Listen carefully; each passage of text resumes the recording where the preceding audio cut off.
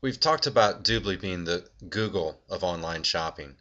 It's interesting. Anytime that there's the next big thing that's being introduced, there are people that are going to try to take advantage of that. And so, what I want to do is bring you to Google and show you that I've actually Googled Doobly.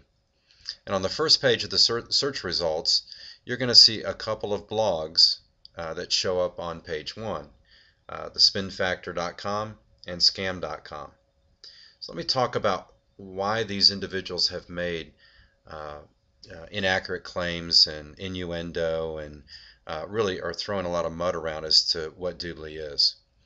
They have ulterior motives. They're doing it to make money. But before I get into how they make money by making these inaccurate claims, let me have you consider something. Michael Hansen, the founder of Doobly, has actually partnered with a software company called Lariat. And Lariat has created some mobile technology called the Cinch. And this product has actually been used in Europe and other parts of the world very successfully because it's being produced by a very successful software company. Why would Tom Ashlock, the CEO of Lariat, hook his wagon to something that is being claimed to be a Ponzi scheme or illegal or run by a charlatan?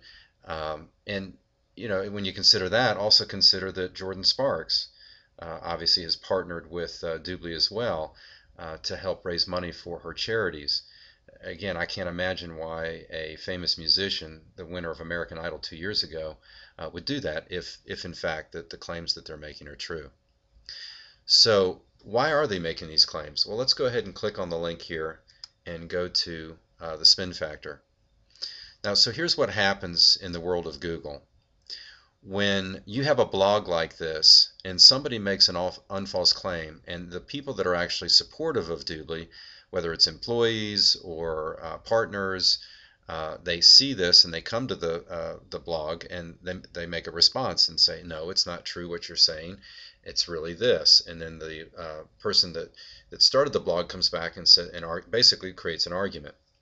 And so that argument takes on a life of its own and creates a firestorm, which literally creates a blog that is entry upon entry, and I mean it just goes on and on and on. Now when that happens, Google actually looks at this and says, okay, a lot of activity around the phrase Doobly.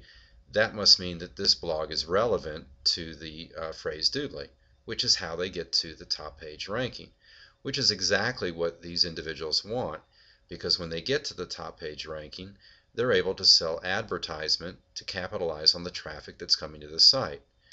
That's where you see these ads over here. So ultimately, at the heart of this is individuals making unfalse claims to create a firestorm in a blog that gets them top page ranking, which allows them to then sell ad space and make money. That really is their underlying motivation, not the fact that they're offering up anything that is true or relevant.